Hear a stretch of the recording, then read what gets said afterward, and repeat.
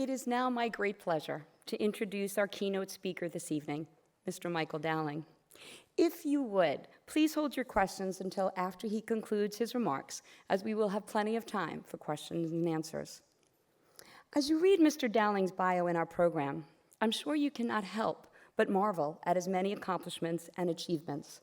From humble beginnings in Ireland to transformational roles in government, and to ultimately CEO of Northwell Health, one of the largest health systems in the United States, with over 30% market share and over $11 billion in annual revenue. Mr. Dowling is truly a visionary and inspirational leader who, at his core, believes in the empowerment of employees. From embracing leadership techniques like management by walking around, to attending weekly onboarding sessions with new hires, he believes a leader's job is to listen to frontline employees and remove the roadblocks that inhibit them from achieving the great next innovation. As a lifelong student of organizational behavior, I marvel at his ability to create a culture of innovation and growth across nearly 70,000 employees, all the while maintaining a close-knit community based on the importance of everyday communications forged by strong relationships and a commitment to a shared purpose. As he once noted, his goal is not to light a fire under his employees, but rather the one within them, to be passionate about their work, to help them understand their role in the overall success of the organization in achieving its mission and in serving the greater good of society. He transformed the organization from a collection of jobs to an impassioned network of innovators. A leader among leaders, his recent call to action of other healthcare CEOs to unite to confront the healthcare crisis of gun violence speaks to his vision for a brighter future for all. As he said in a recent interview, and I quote, "The United States is the beacon of hope for the rest of the world, and we all have contributions to make. If we put our talents together and we work together, we can make this place better than it is today." In addition to being dean, I have the great privilege of being a professor of management. In that role, I've had many Northwell employees in my classes over the years. And regardless of the level at which they find themselves within the organization, when asked to name the leader they admire most, it's no wonder that I've yet to come across one that didn't say their CEO. He clearly not only exemplifies best practices in leadership, he sets the benchmark at which all leaders should strive to achieve. Please join me in welcoming our keynote speaker this evening, Mr. Michael Dowling.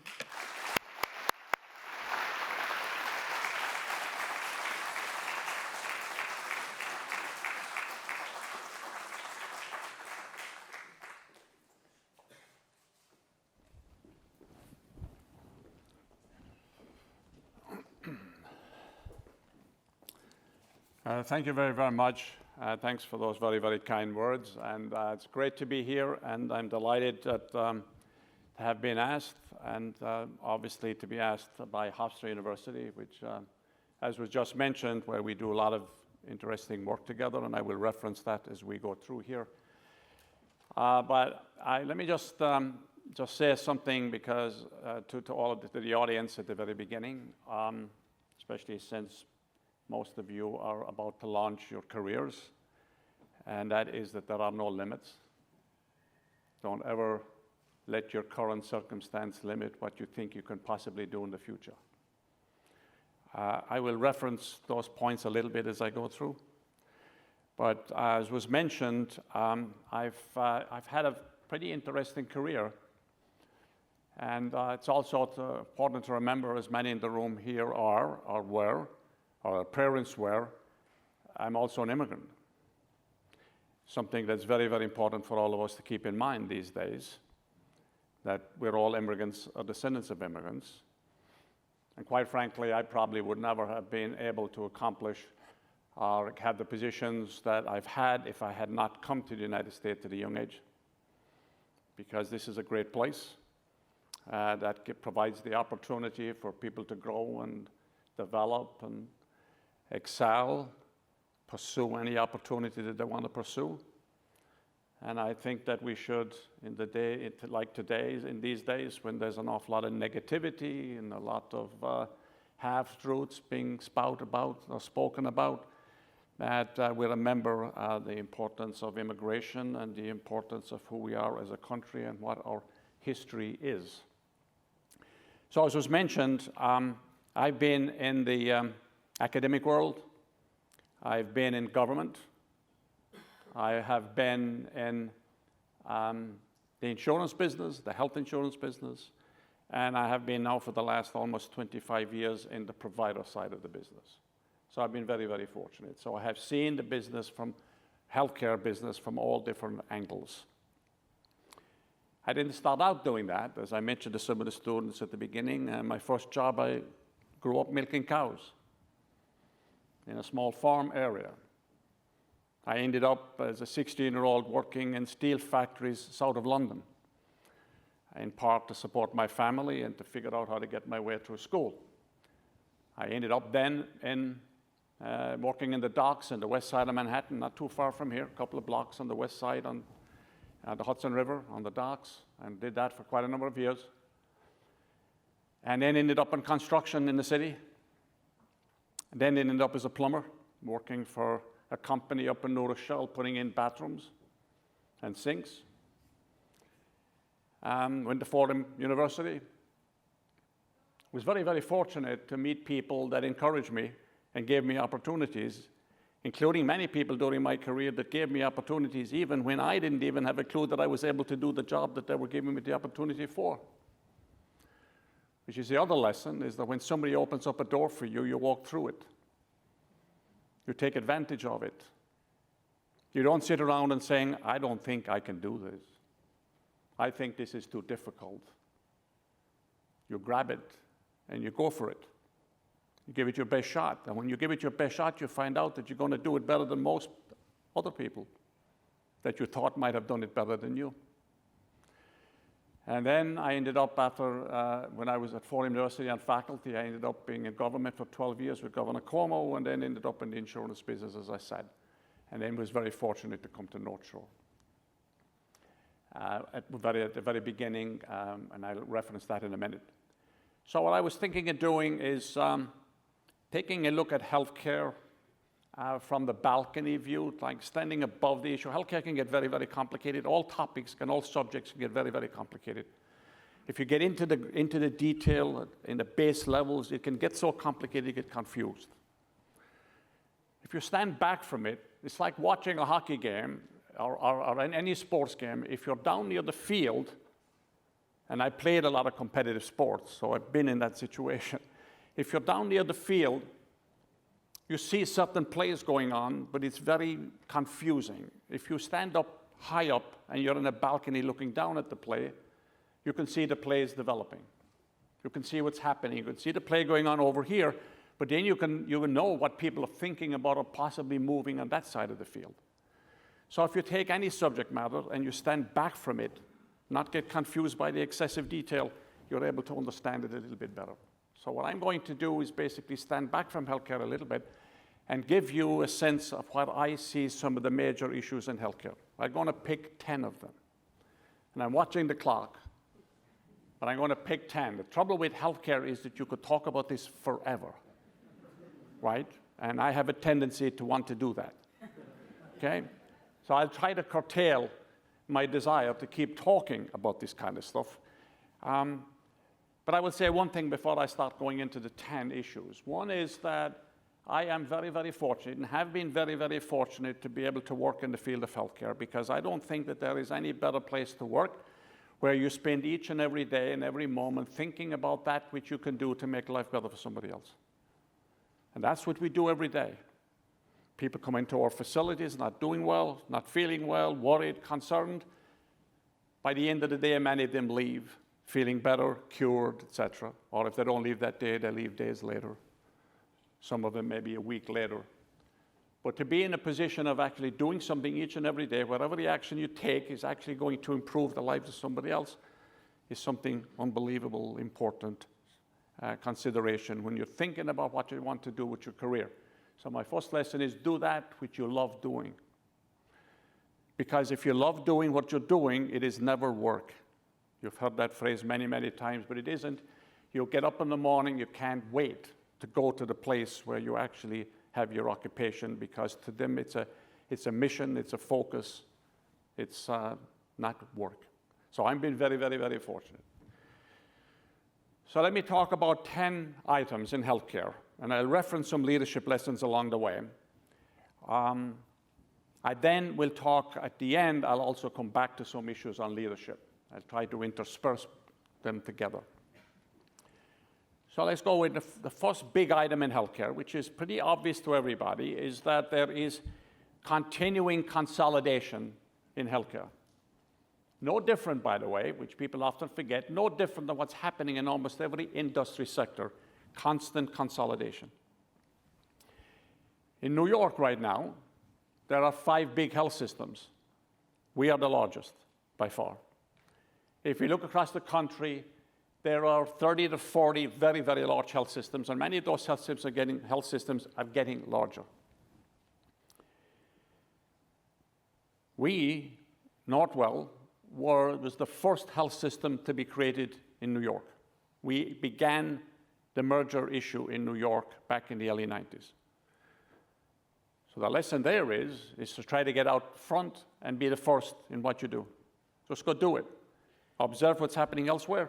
Then decide that you want to go and do something here that isn't existing at the moment, but you know it does exist in other areas, and figure out, does it make a sense for you to do it locally, which we looked back in the 1990s and said, early 1990s, and said, we should be doing locally what has been happening around the country, because you could see the trends developing. You didn't have to wait. You could see it coming. It's like there's a storm cloud coming. You could actually see it. The train is coming. You're sitting on the tracks. You better get out of the way, or you become toast. So continuing consolidation. And I would argue, maybe there'll be a question on this, that the consolidation in healthcare, as in other industries, but in healthcare especially, and in our situation especially, was necessary and important and was a success. It was a good thing to do, because I could make a big argument, if we hadn't consolidated in this market, there would be parts of Long Island and the region that would be bereft of healthcare today if we had not taken many of the hospitals that were in terrible condition then and merged them with us. So there's a positive aspect to consolidation. And I know some of the rhetoric out there suggests that it is all negative. It is not all negative. I would argue that it's mostly positive. The second point I'd make is that healthcare and all healthcare systems are unbelievably complicated, very multifaceted and multidimensional. So let me just explain this for a second. We are a provider of healthcare. So we're a big provider. I'm not just talking about Northwell, but also a lot of others that are similar. We're a big provider of healthcare. We provide all aspects of healthcare at all levels, from A to Z. We are an educator. We are one of the largest academic teaching places in the United States. So we're a big university-type place that does massive education. We're also a huge in research. We're also an employer. As was mentioned, the biggest employer in New York State, the biggest private employer. So we suffer from all of the issues that lots of other employers suffer from, because we're also an employer as well. All the costs of healthcare that affects all other employers affects us as an employer, even though we're also a provider. Third point, which is important, and I referenced it at the beginning, but important to state it again, is that we have a unique mission and a unique function. One is that the business and healthcare, we're in life and death situations all the time. It's not a business like when I worked in plumbing, or I worked in the docks, or I worked in construction. This is different. You're dealing with life, you're dealing with people's well-being, you're dealing with health, you're dealing with people in distress each and every day. If you get a phone call in the middle of the night and there's a real disaster, this can be a life and death situation, a serious life and death situation. So the mission part of healthcare is extraordinarily important. And if you spend any time in any one of our facilities and observe what goes on each and every day, it's pretty humbling, and it adds perspective to life. So whenever you think you're having a bad day, or a bad moment, as we all do, or a bad week, and you think your own circumstance is not great, come to a healthcare facility and walk through the ICU. Come to a healthcare facility and walk through the cancer ward of a children's hospital or the cancer ward of an adult hospital. Walk through the emergency department, and you will realize pretty quickly that you're very, very fortunate, that the concerns that you have about your own circumstance are pretty minimal relative to what goes on each and every day. Sometimes this is often forgotten about, especially often forgotten about in political debates, and when politicians stand up and talk about it, they often forget that that's what it is at its essence. And it's also very, very important and humbling to understand that at some point all of us will be in that situation.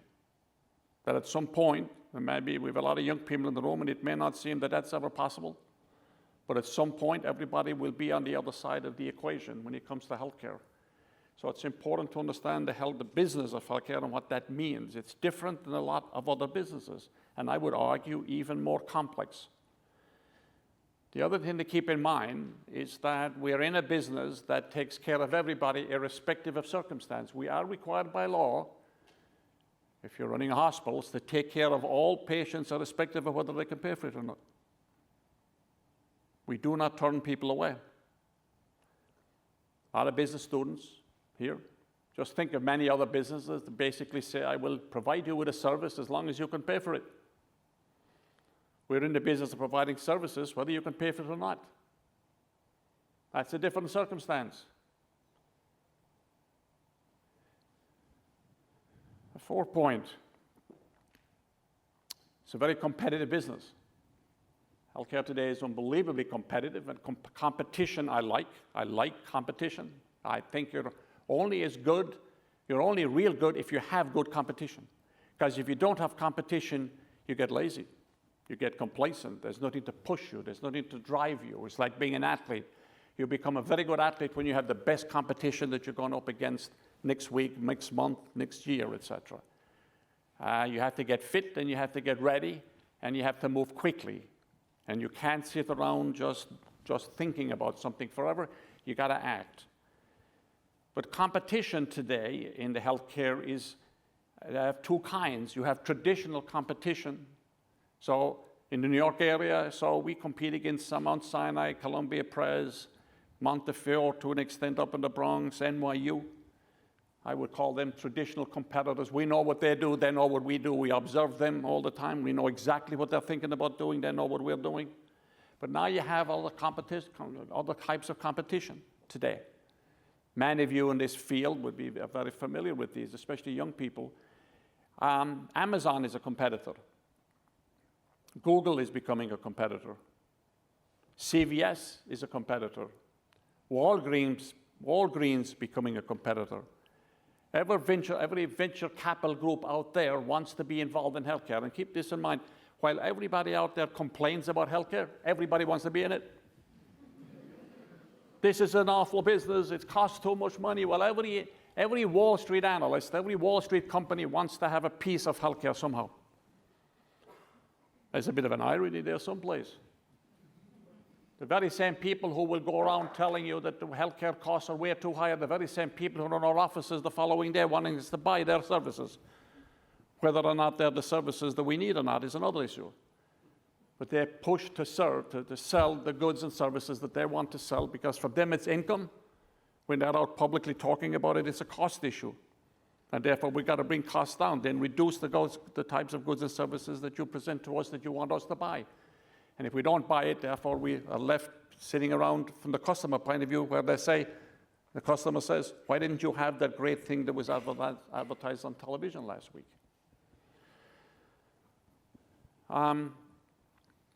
Change in care delivery.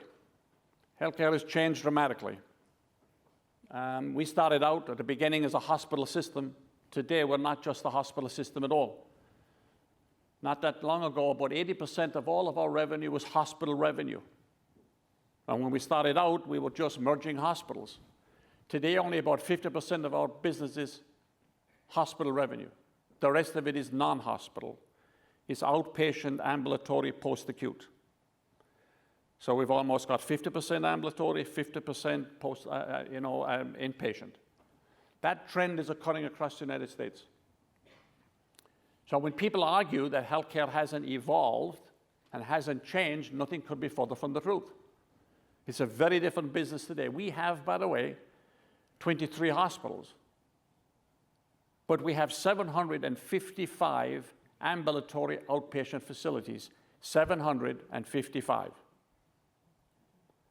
We were a leader in this. We began this process years ago. We got out front, and we actually pursued the building of ambulatory facilities, even at a time when it cost us money to do so, and we lost money by doing it, but you got to get out there because you knew this is where the world was moving. So we have urgent care centers, imaging centers, cancer centers, because a lot of business, not most, about 40% of businesses that was once done in a hospital now can be done outside the hospital because of technological advances and medical advances. So that world of healthcare is completely changed, and it will continue to move. Now the whole new world of digital health, telemedicine, all the facilitation made possible by technology is making the delivery of healthcare continue to evolve. And as a leader, you got to be out front in doing these things. And one of the other lessons here is that sometimes you've got to do things when the reimbursement for doing it is not there. You've got to get out ahead of the reimbursement. If you wait around until the reimbursement process, or the people who pay you to do something very innovative, you might have missed the ball.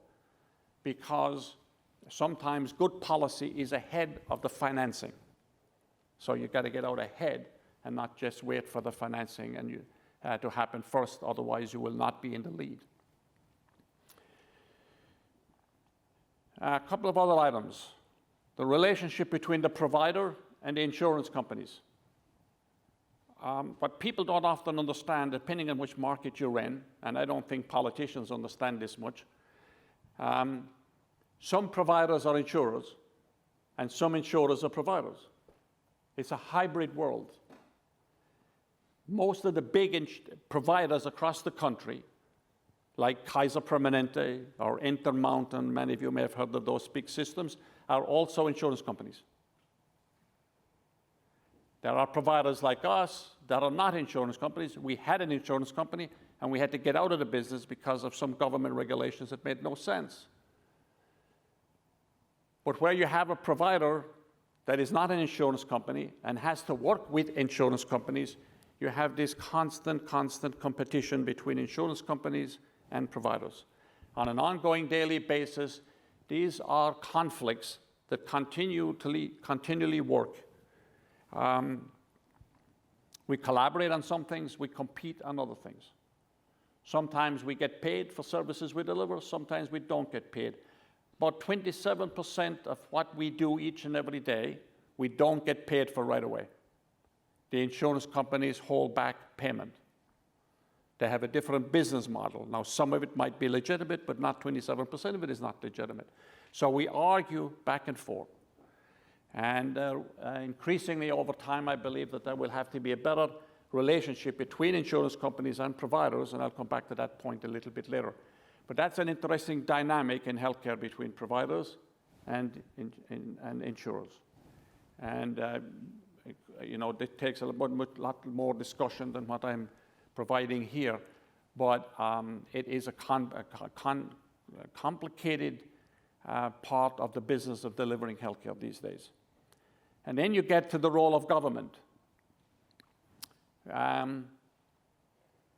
Government's role has continued to expand, as you would expect. Regulation has continued to expand, especially a lot of unnecessary micro-regulation that sometimes can be ridiculous in its craziness. And government's role is expanded in terms of payment. So let me explain this part a little bit because it gets very confusing.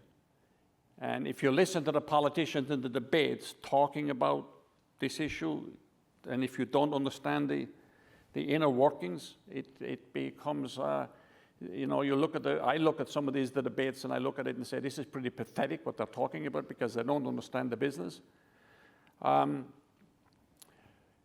First point I make, though, is as a leader, you've got to constantly be innovative and constantly disrupt, constantly be entrepreneurial. You've got to be constantly trying to break some rules or pushing the envelope. You've got to be thinking out of the box on an ongoing basis. You've got to be asking yourself each and every day, what can I logically disrupt today to make things better? But when you have a highly regulated system and where you have an abundance of compliance rules, it's the antithesis of innovation. So one of the big challenges of a lot of organizations, and I'm not against regulation. Remember, I was a regulator one time. But sometimes it's like everything else, everything has a balance. You can go too far one way or too far another way. But it is very hard to be innovative and entrepreneurial in a culture of compliance and regulation. Because the very concept of compliance and regulation is please don't break a rule. But if you want to innovate, you've got to break a rule. You've got to ask for permission, ask for forgiveness instead of asking for permission sometimes. You've got to get out front. So you either have a rule-based system or you have a principle-based system. And a lot of the rules that are there, a lot of the regulations that are put in place today by government, which has increasingly got much more intensive over the last decade or so, is that it's based on the assumption that everybody that's out there working very, very hard each and every day are not trusted or cannot be trusted to do something the right way. That we have to watch you all the time because our basic assumption is that you're actually going to do something incorrect or do something wrong. So trying to be innovative in that context can be very, very, very, very difficult. The second thing about government payment is that, well, let me explain this a little bit. For a typical big provider of healthcare, we get today, in our case, for example, about 64% of all of the revenue that we get comes from government. And it comes from government from two sources.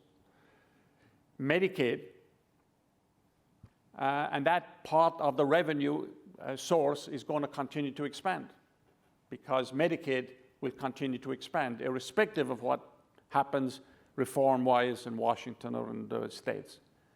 And then you got Medicare, which continues to expand because about 12,000 people turn age 65 every day. So Medicare is going to continue to expand. So the more of your revenue that's government revenue, the more difficult it is to financially break even.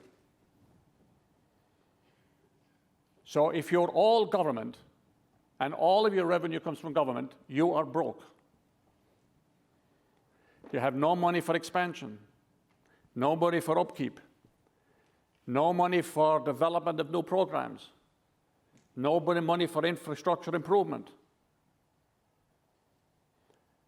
There is a lesson here as all of the candidates at the moment for elective office are talking about single payer.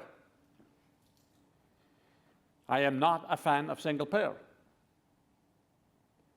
because we do have single payer. Nassau University Medical Center in Long Island is a single payer facility where all of its revenue is from government, and you know the situation that place is in, and we're trying to help. Brookdale Hospital, Kingsbrook Hospital, Interfaith Hospital, Wyckoff Hospital, all of those places in Brooklyn that we're trying to help are pretty much all totally reliant upon government reimbursement. You cannot make it. So I'm not against government enhancing their role, but the people who often advocate this kind of a situation do not understand that if you're not financially solvent, then you cannot do the innovative stuff that people want you to do or desire you to do, or the other things that you yourself would want to do. And that's an issue that we may get into in Q&As if you want. And I'm also very familiar with those systems in overseas in other countries because I've actually worked with them in other countries, and I'm doing so at the moment. And it is not This is not to suggest government should not have a bigger role, or a different role, or a better role, but sometimes the single-payer methodology fails to understand the economic aspect of what happens when you do this. I'll mention 2 or 3 other items in this area in terms of trends. One is going upstream. Remember that the bulk of people's ill health is not due to the lack of medical care. It's due to lifestyle, behavior, and social circumstance. About 75% of our ill health is due to where we live and what we do to ourselves. So it won't be solved only through the provision only of doctors and nurses and hospitals and ambulatory sites. That's an important point to keep in mind. So what everybody is trying to focus on these days is how do you go upstream and talk about doing an awful lot more in prevention, in education, in nutrition, in exercise, in diet. Stop smoking, taking alcohol in extremes. The point I want to make here is that healthcare, the providers, the narrow definition of healthcare in the way most people talk about it is they define it as hospitals and doctors. Yet we are often held responsible for an awful lot of things that we have no responsibility over. We have a role to play. But when they look at mortality stats in terms of the situation in the United States vis-a-vis health, they include mortality resulting from gun violence. We don't go out killing people with guns as a hospital. But the statistics would obviously demonstrate that because we have very high statistics, we, the providers, are the ones that are responsible for it. Not the case. You could prolong this argument. I could discuss this forever. What happens when you walk into a store and you walk in the front of any major shopping center and you go into a store that sells food and you look at all of the bad stuff at the beginning and the aisles at the beginning that you should never buy? What's the responsibility of the food companies and the companies that sell all of that stuff to kids that only make them definitely not necessarily healthy?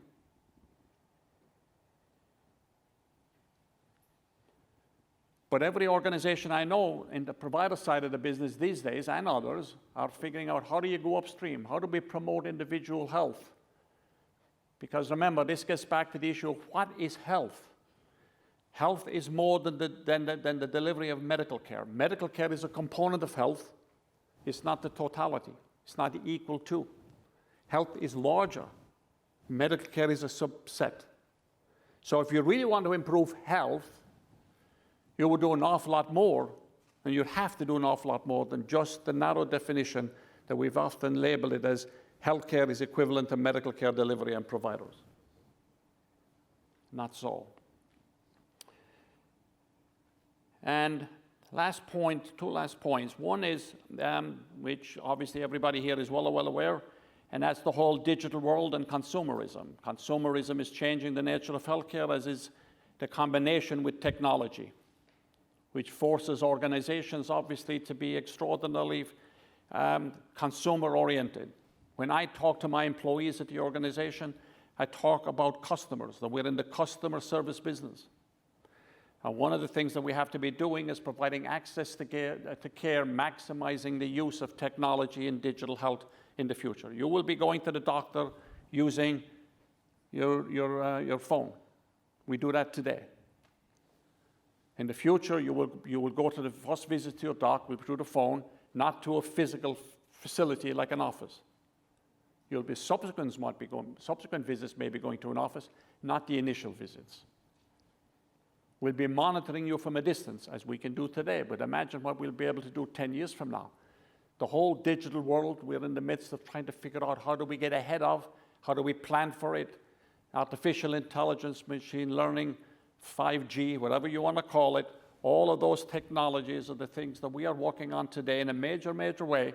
So for those of you here who are interested in being in the technology world, healthcare is a wonderful open field for people that have the vision to figure out how to create improved access, improved customer service using technology, as long as we don't do the following. As long as we don't forget that there is a human aspect to healthcare delivery.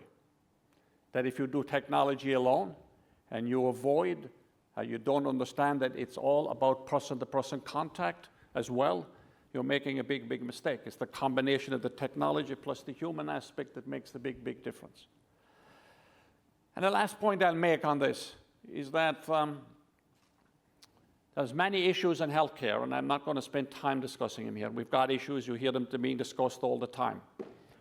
There's an avalanche of negativity. Everything is bad. The health system is in real bad shape. Everything is terrible. You hear it on television all the time. There are two views of healthcare. There's a pessimistic view of healthcare and there's an optimistic view. The pessimistic view basically is, as you hear mostly during debates and everything else these days, the pessimistic view is that not much is happening that's right. Things are broken. Things are not coordinated. Things cost too much. And there's an aspect of truth to all of these. But there's another way to look at healthcare, and it's the way I look at it, and it's the way I look at leadership, because to me, leadership has to be optimistic. You have to be thinking positively about things all the time, because if you're running a large organization and you have lots of employees, if you don't have an optimistic view of the world, then you can't inspire using optimism, or you don't look at the world through an optimistic lens, you're not going to inspire people to follow. So the optimistic view basically is that lots of great things have happened. Lots of great things are happening. There are successes each and every day. But let me ask you this question, and for a lot of young people in the room, you may not fully appreciate it, but I know your parents do. Just think of what has happened over the last 30 to 40 years in healthcare. Just think of the progress over the last 30 years. Remember, you've got to take a long view of some of these things. If you take a snapshot of something in a very short time frame, it looks one way. If you look at it over a longer period of time, it looks very different. You know, it's like David Thoreau, I think he said that it's not what you look at that matters, it's what you see. So if you take a span of time, and you go back to the 1960s and 1970s, and you want to look at healthcare from that perspective, imagine what has happened. It's an extraordinarily successful story. Just think of what we can do today that we couldn't even conceive of doing back 30, 40 years ago. In heart disease, in stroke, in cancer, in orthopedics, in neuro, in child health. If you got a heart attack in the 1970s, you had a 30 to 40% chance of dying. Today it's less than 6%. I use myself as an example. I have 3 stents. When I went to the hospital at North Shore,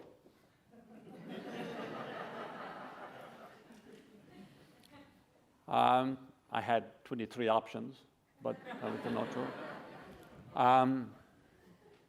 They found out I had a 96% blockage in my main artery. If that had happened to me in the 1970s, I wouldn't be standing in front of you today. Stents that we take for granted today did not come into the marketplace till 1981. Just think of what you can do today in orthopedics that you could never do before. Hip replacements, knee replacements, shoulder replacements, now being done in an ambulatory outpatient facility, not in the hospital as much as it was before. Think of what you can do today in neurosurgery. Think of the lifespan of cancer patients today vis-a-vis before. The survivorship issue in cancer is one of the biggest problems we're facing in healthcare. People who live a long time with cancer. So the management of cancer patients over a 20, 30-year period of time, because of the progress that has been made over the last 30 years. It's pretty extraordinary. So when I look at healthcare and I take that broad view, I look at healthcare as being absolutely extraordinary in its success. You would never know this by listening to an awful lot of people who publicly talk about it in the television every weekend or every week, or some of the pundits or the talking heads, or some of the reporters. You would think that everything is just so bad. It is not. We have issues, yes. We have access issues. We have cost issues. We have transparency issues. We have fragmentation issues. I understand. We're working on all of those. But take a look at the broader picture, the broader perspective. It's been an amazing story.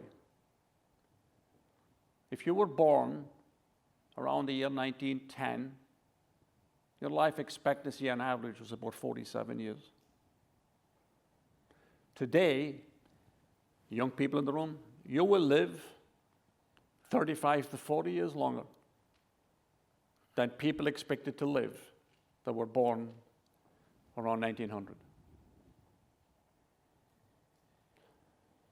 Because of the success in healthcare, and because we're living longer, it actually adds to the cost of healthcare delivery, because the older you are and the longer you live, the more expensive you become. So when you hear debates going on television about what Amazon is doing or what JP Morgan is doing with Berkshire Hathaway on healthcare, they're not dealing with the aging problem. And when the politicians talk about healthcare as being the cost of healthcare and they focus on the 35, 40-year-olds, the real cost issues among the elderly. The last 70 to 80% of healthcare costs result from people at the ages of 70, 80, 90. As a result of success, the crisis of success has allowed people to live longer, cost more in the end. Now we can probably do it cheaper and do it better, and I'm not arguing that point. We also have new diseases showing up, because the longer you live, the more you are likely to get Alzheimer's, which is a new disease that we have no cure for today. That's a function of success of keeping people alive a long time. This is another way to look at healthcare. So we've had enormous success, and that progress is continuing. It's continuing in a whole series of arenas. It's continuing what we're doing on the ambulatory side of the world, as I mentioned earlier. It's continuing in what we're doing with education. Look at the new medical school that we have together with Hofstra, the Zucker School of Medicine, where we have decided, it's a leadership issue, to change the way we educate people. So the medical school has got national, international attention, because we sat back and we said, and I remember these meetings vividly, where we sat down and we said, we do not want to do a medical school that replicates what exists and what existed before. We want to do something different. So we tried a whole new curriculum. People told us we would never get students. People told us that the students, if we got them, they would never succeed. And if they made it through the coursework, they'd never pass the boards. Every one of them completely wrong. So sometimes when people tell you everything is wrong, you know you're right.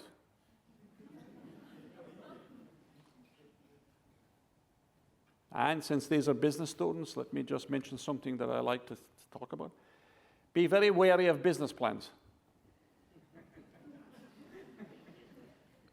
They are one group of people's analysis of numbers. And they're typically conservatively oriented to begin with.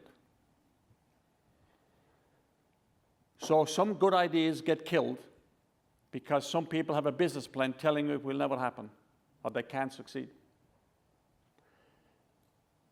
In our health system, I'll make the argument that a lot of what we have succeeded in doing over the years that have become phenomenal success were all at the beginning analyzed in business plans as potentially never having an opportunity to succeed. So you have to be very balanced in your view of how you look at these things. You've got to take a look into the future, not build everything on what just happened over the last 5 years. You use that as information, but then you project a new idea into the future and you take risk. You say, I'm going for it, irrespective. The medical school was that. The nursing school was that. Our facility in Greenwich Village, which is a phenomenal facility today, was similarly like that. So these trends are continuing. So let me make a few last comments on leadership.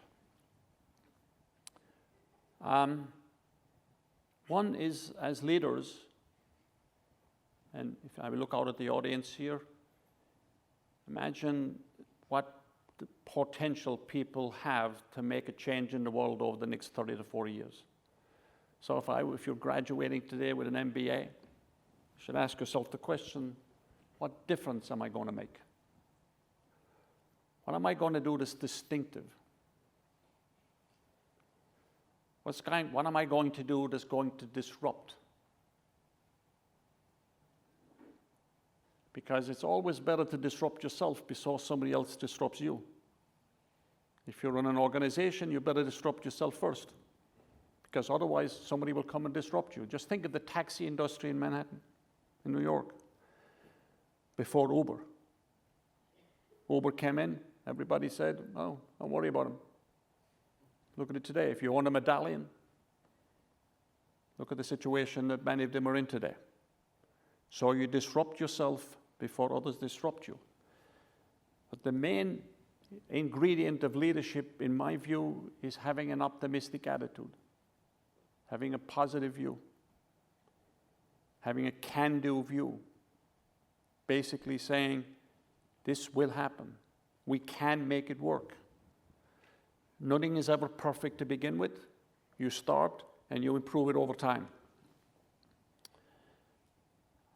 As a leader, you've got to promote a culture of continuous innovation and entrepreneurship. If you're running an organization, you've got to allow your people to do innovative things. You've got to accept failure. If you knock somebody down because they fail, you will never succeed. Churchill once said, as a great statement, which I like, he said that success is going from failure to failure without a loss of enthusiasm. Because success is built on the back of failure.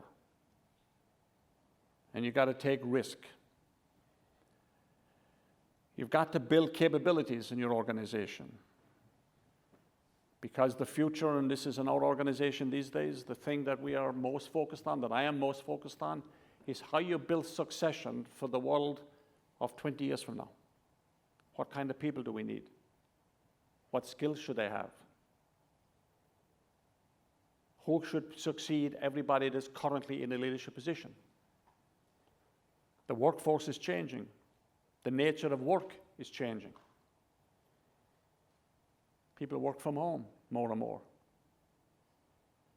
Technology is a mainstay of everybody's work life these days. People want more work-life balance, which I've always had a problem with. I really never know what it was, but I know it's there. People talk about it all the time. I must be there. But you ask yourself, if you have 10 employees, 100 employees, 10,000 employees, the skills that they have today, are they relevant for the future? And imagine what the future is going to be like and what skills will you need.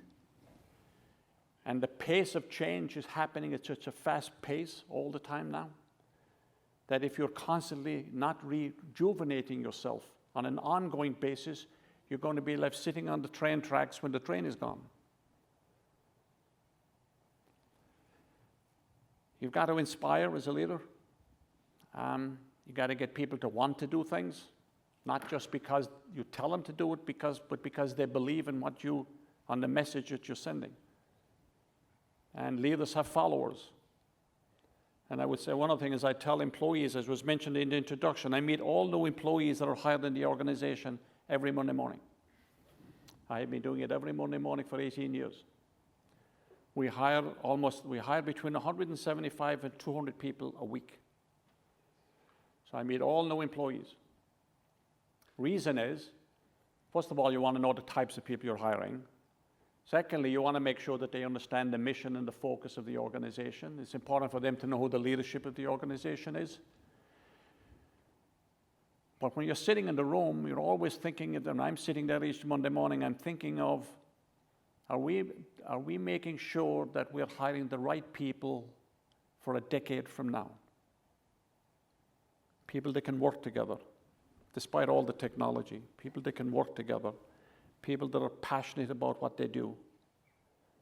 People that believe in teamwork. People that are ambitious. People that have grit, perseverance. They don't get scared when things don't go right. They don't get frustrated when things don't go right. Because getting knocked down is not the problem, it's the ability to get back up is the issue. And I would say one last thing I don't want to get overly political. What the hell?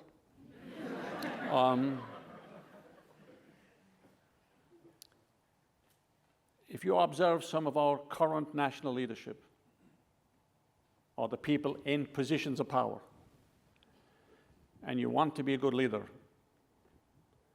do the very opposite to what they're doing. Just look at it and say,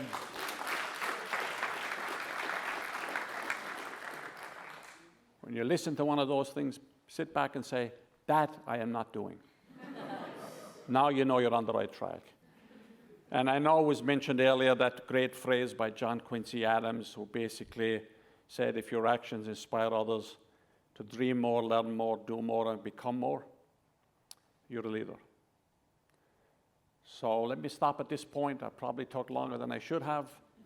But I thought hopefully I gave you a little bit of information about healthcare and would be delighted to take any questions. I don't know how you're going to organize it.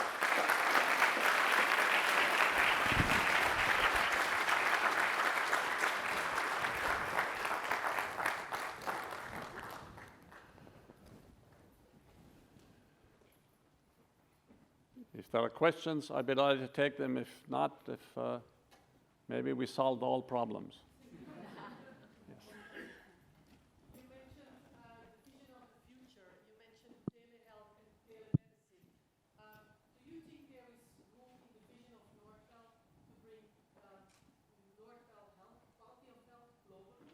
Globally? Well, there's two ways to look at that. One is the things that you do to what effect what influences what you do have elsewhere that other people follow what you're doing. That's one way you influence globally or nationally. I know, for example, in a lot of the things that we have done, even the medical school, there are people all over the world trying to figure out how to put together a curriculum similar to what we did between Hofstra and Northwell. That has a global impact. So in that sense, you're global. We've had people visiting from Europe and England and Australia, et cetera, et cetera. So your influence can be global. If I look at it the other way, do I plan to run facilities overseas? I don't think so. Do I plan to, and we're doing it today, become an advisor to people overseas, do consulting overseas, become a partner with people overseas? The answer is yes. We're having that discussion today with a whole bunch of players all over. We've done it in England. I'm currently chairing a group in Ireland. We had people from Saudi Arabia yesterday. We have Eastern Europe, France, etc. But having a hospital, running hospitals or ambulatory sites where we actually run them, I don't think so. Because it's also good to have local people do this in those communities that are culturally sensitive. But how they do it, they can be influenced by what we do here. You don't have to be there physically. It's through influence. Now, let me just expand on that a little bit. Do we expect to be, we're growing, by the way, in the New York area, and our market share will grow.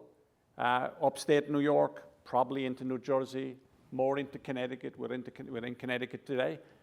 And probably at some time, over time, down towards Philadelphia. And it'll be done in this way. We are actually expanding organically that way. But some of the big systems in the region will actually start coming together in partnerships. So you have big systems in Boston. You have big systems in Philadelphia. You have some big systems in New Jersey. And just like years ago when hospitals came together and everybody said, this is a crazy idea, now it's taken for granted, it's happening every place. I do believe system-to-system relationships will be the next iteration of expansion. And we're currently talking to 7 large health systems in the Northeast. But it won't be ownership.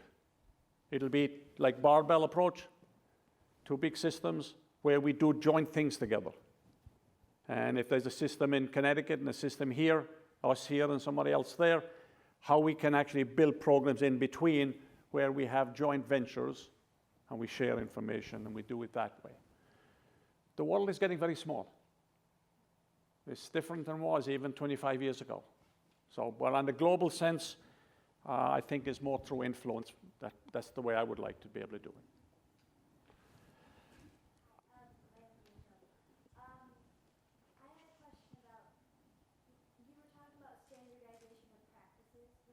Yes. And my question was, how do you make sure that your patients are no longer, sometimes when I go to the doctor's office, I feel like I'm a checklist for them. Like, is my weight on time, but is this correct? And I feel like I have a brother who has hemophilia, and they didn't find it here. But sometimes I felt that he was a checklist in their book, like a test. How do you make sure that your doctors that you're hiring are not the same? Well, that's a great question. I mean, it gets back to the whole issue of what you mean by quality, right? And there is massive variation in healthcare. Remember something, also you got to take the longer view on this. I'm a big believer that if you want to change practice in the future, you've got to start re-educating people today. It's very hard to educate people one way and expect people to practice a completely different way. Medical education was always taught one way up until very recently. Now it's beginning to change. And what we are doing in our health system is that we brought in all new physician leadership over the last 10 years. And so what's happening is you're getting younger leadership that understands the interdisciplinary nature of healthcare, that understand it's just not the doctor alone, it's the doctor with the nurse, and it's doctor to doctor. It's not a cardiac problem is just not a cardiac problem. They got to work with the cancer docs, and they got to work with the pulmonary docs, and they got to work with all of the other disciplines. And getting leadership that understands the connectedness between all of the various components of health is the future. And that's what we're spending an awful lot of time and have done an awful lot of it to hire the right people that understand all of that interconnectedness. That will make the difference. 25 years ago when we started, most physician practices in Long Island, especially in Long Island, and most of it even today in New York City, are small business practices, doctor practices. 2 doctors in a practice, 3 doctors in a practice. They competed all the time. They didn't share as much. Today you got large groups. And the large groups are sharing more among each other. It's much more interdisciplinary. So I think over time you'll see much more coordination of care, much more standardization of care. And I definitely will improve. And as long as regulation that is promoted by government doesn't prevent you from doing that in kind of innovation over time. Sometimes government, with all good intentions, prevents you from doing some of the things that you really want to do, because the reimbursement isn't there. And the reimbursement methodologies will eventually change. They're changing gradually, not as much as we'd like. The reason we started the insurance company was that I wanted to be able to get the premium dollar. So if I collect a premium dollar for you, I have all the incentive in the world to make sure you get healthy. Because if you're healthy, I do well financially. So you're not an episode of care. Every time you come in, the doc gets paid or the hospital gets paid. So you move to have an insurance company, which we try to have, and therefore you have the dollar up front and you try to deal with prevention, coordination of care, doing all of the things that prevent you going to the hospital unnecessarily, prevent treatments that are unnecessary or not proven to be, their efficacy is not proven. But it comes back to who you select as physicians, who you select as leaders, and the interdisciplinary nature of it. And that's all happening, but it will take a while. Go back there. Oh, this is a tough one. Your presentation was very informative, very interesting.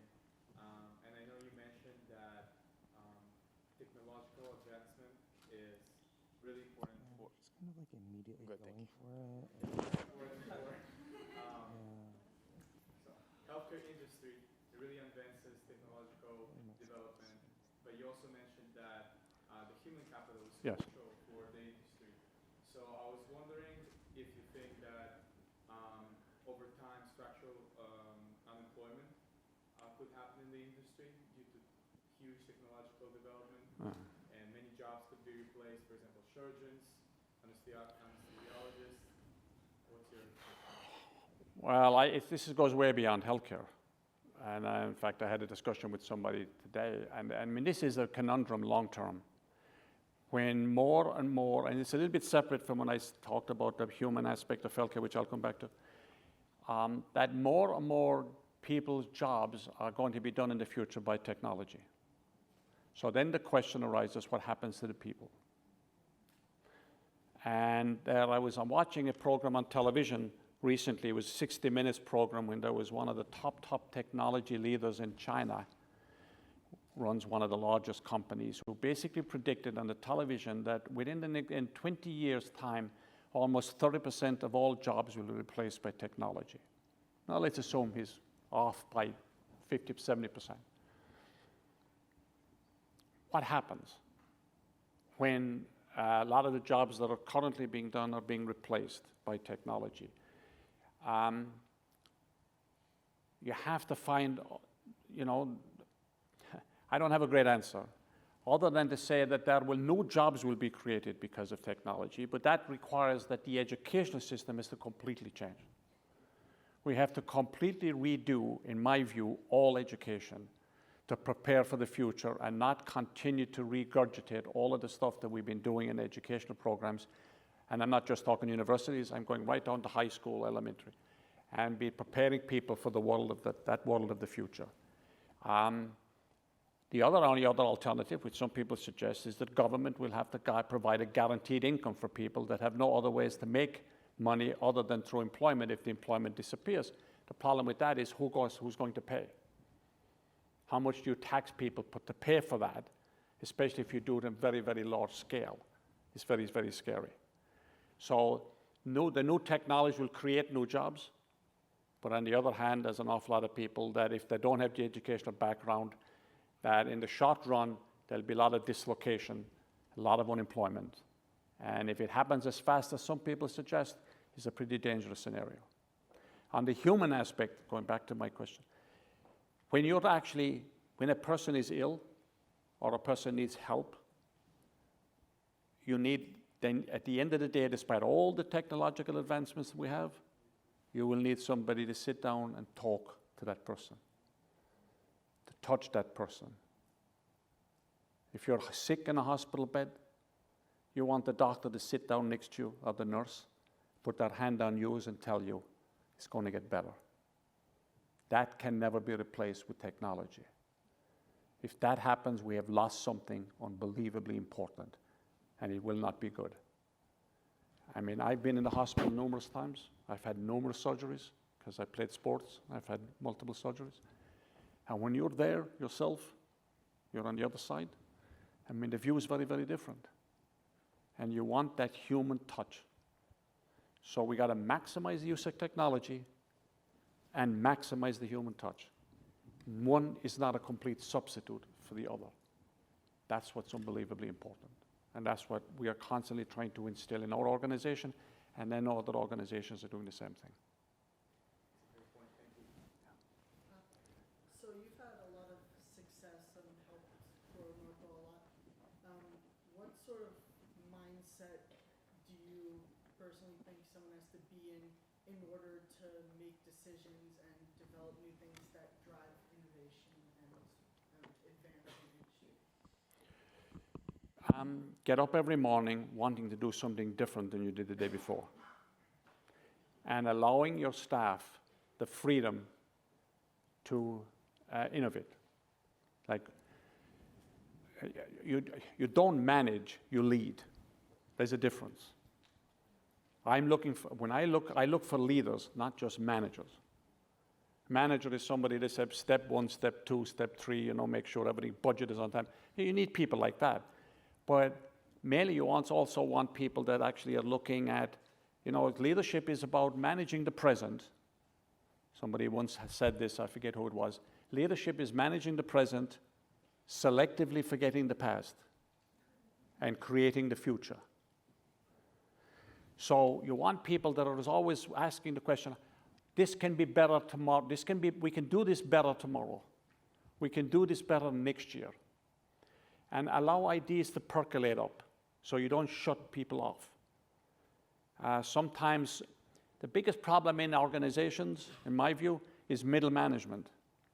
You can have great people at the top, but if you have middle management that curtail the people below them, it doesn't matter what the people in the top do. So you got to make sure the people in the middle management roles, the supervisory roles, are the most important, innovative people you have in your organization.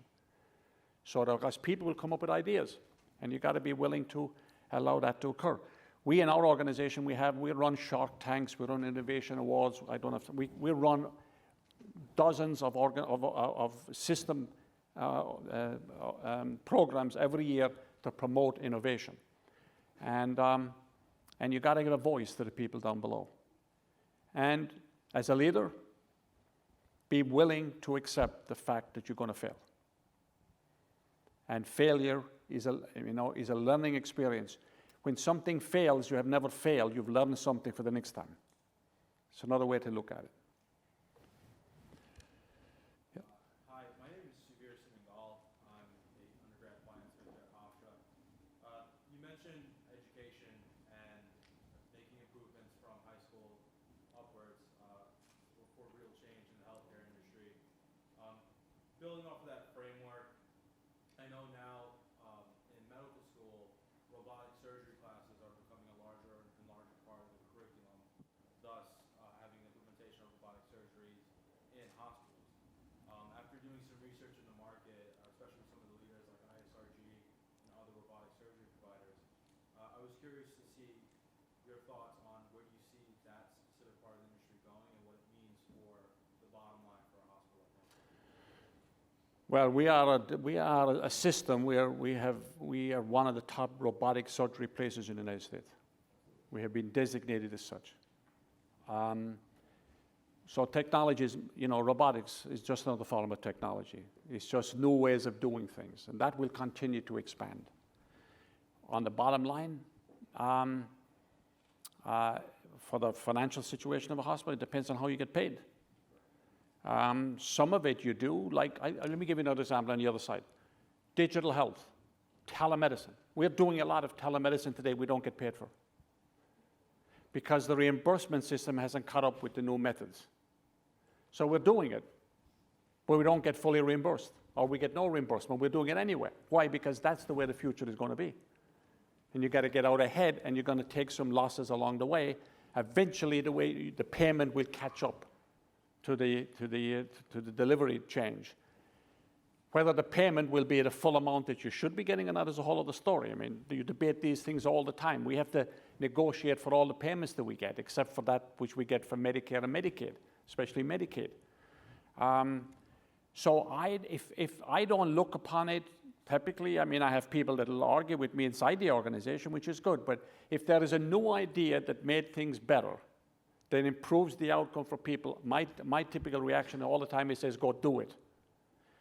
Even if it does have a temporary downturn in terms of financial input. I'll say go ahead and do it anyway. We did that when we expanded ambulatory.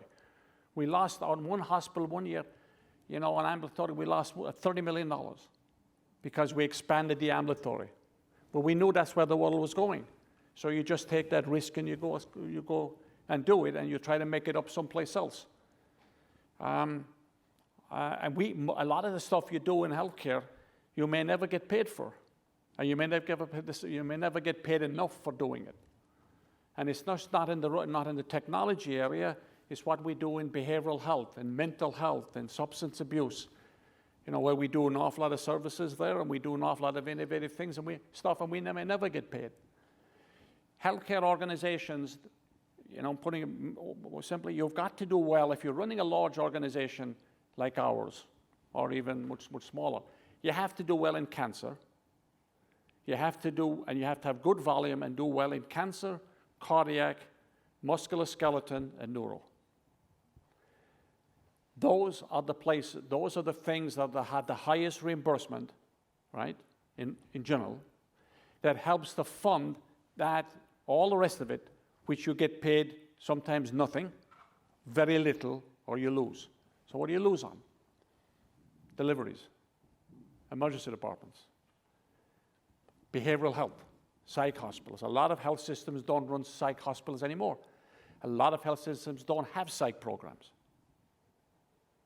So I can't run all my psych and continue commitment to psych if my cardiac isn't doing well.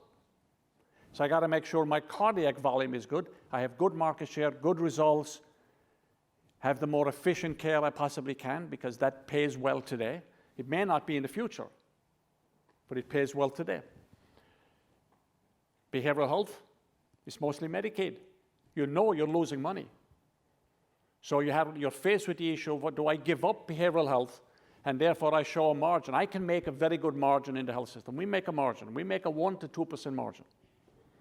I can make a 5% margin. There's no magic to it. There's a cost to it. I can make a 5% margin in 2 years if I stop doing a lot of things that the public needs, the public deserves, and it's the right thing to do. But if I stop doing them, I can make a high margin. Those are the choices you make all the time.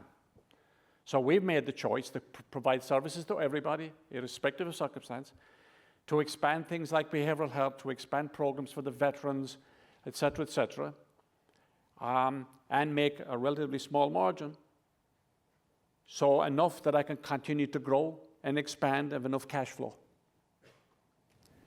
If I'm all Medicaid, if single payer came into New York and the financial base of payment was Medicaid, forget about it. You are dead. You are dead because it doesn't pay enough. That's what some of the politicians and others don't fully understand at all. But those are the trade-offs you make all the time. Others? All right, let me go say up here. last question, one last question for the evening. Very much. This was one of the most compelling talks about management and motivation I've had the pleasure to hear. Oh, thank you. From up here, I thought it was kind of boring, but... Yes. So you talked about healthcare as a component of overall wellness. Yes. And Northwell has a phenomenal platform. What does Northwell do as a platform to promote other kinds of health and wellness outside of healthcare? How do you grow that as a business? Well,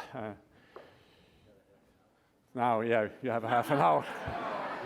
No, let me, by the way. Okay, now, let me start it by this. When people ask me what I would like to be able to transform Northwell into, we're a pretty good organization today. We're not perfect. No organization is. But I want us to become a real health organization. What we are essentially, if we're honest about it, what we are is a pretty good, and in some place expert, illness treatment center that we call health.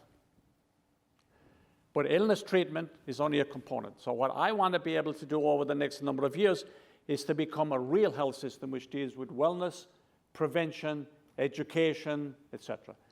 So we have a whole series of initiatives and programs on this. For example, the most recent one is food. We look at food as medicine. So we're doing an extensive amount of work all over the place on food, where we provide food to patients. We educate patients how to cook food, how to select food. For all of our own employees, 70,000, we have brought on 3 Michelin star chefs to lead our food business. The head guy was the chief chef at the Plaza Hotel for the past 14 years. He is now our head chef inside the organization. Because if I can't do it for our own employees, it's very, very hard to go outside and say, I'm doing it for everybody. So we have a whole, now the problem with all of this is how to get paid for it. That's where the insurance company idea that we had to stop because of a part of Obamacare that was ridiculous and stupid. And we had to get out of the business because of it, totally ridiculous, made no sense. But we're looking at other ways to do this. There are other payment mechanisms that we're trying to figure out how to do it. We're also trying to go retail, to start lots of retail programs around exercise, education, dealing with the schools, dealing with school nurses, dealing with students in the schools, on and on and on. So we're trying to make that transition. If I were, let me give you the best organization that's in the best position to do this is Kaiser Permanente. And it does some of it because they have their own insurance company with 11 million subscribers. And their whole motivation with 11 million subscribers is to keep 11 million subscribers healthy. They don't want them coming to the hospital. My finances depend upon people coming to the hospital or coming to the ambulatory sites. So you have a new business model that's necessary that we're trying to evolve into, while the old business model is still the one that makes you money. So you have this inherent conflict inside the organization. So what you do is, so timing and pace make a difference. You can move, you can make the change, but if you make it too fast, you die. If you make it too slow, you're not relevant. So you have to have the right pace of change. You've got to disrupt yourself cautiously and reasonably. You don't want to overdo it. So what the question you're asking is the movement that we're trying to make over the next number of years, and get the payers to pay us for this, get government to pay us for this, or start retail businesses where the public pays. And one last thing, and I know you want to get off here. One last thing. I would dream of a business where we provide a service, the consumer comes in, gives me his credit card, I swipe it, I get paid, and he leaves.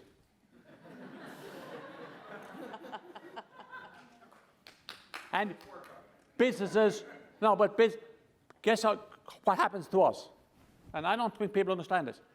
You come in, you have insurance coverage. Let's assume you have very good insurance company. You come in, you're insured by X company. We provide the service. You leave, successful experience, let's hope. You assume we get paid. We don't necessarily get paid. I may have to fight to get paid from your insurance company for the services that you thought that you had. It may take me 2 years. We have 3,000 people working for us at Northwell who do nothing but try to get paid for services after we provide the service. You want to talk about that is an inefficiency component of healthcare, because you have the insurance companies, on the other hand, that deny an awful lot of it. Some of it they'll argue is because the care was unnecessary. Our argument is the doctor on the site who sees you is going to make the determination in our view whether the care is necessary or not somebody who's in Indianapolis who never met you that is going to determine that the care you just received was not necessary. These are the battles we have all the time. So we have a whole infrastructure about trying to get paid after we deliver the care. And 27% of the time, we don't get paid. Quickly, we may get some of it 2 years from now, but we have to build an infrastructure. So I dream of a business where you walk in, give a credit card, or cash is better, okay? And we walk away. You're happy, we're happy, everybody's happy. I don't have a back office army of people. This is a whole other part of the healthcare business that I don't think an awful lot of people fully understand. And I could go on about that, but I know. All right, thank you very much. Okay? Very much. It was extraordinary. Thank It you. was amazing. Thank you, everyone, for joining us this evening, and I hope you continue the conversation based on Michael's incredible insights into healthcare. Thank you for coming.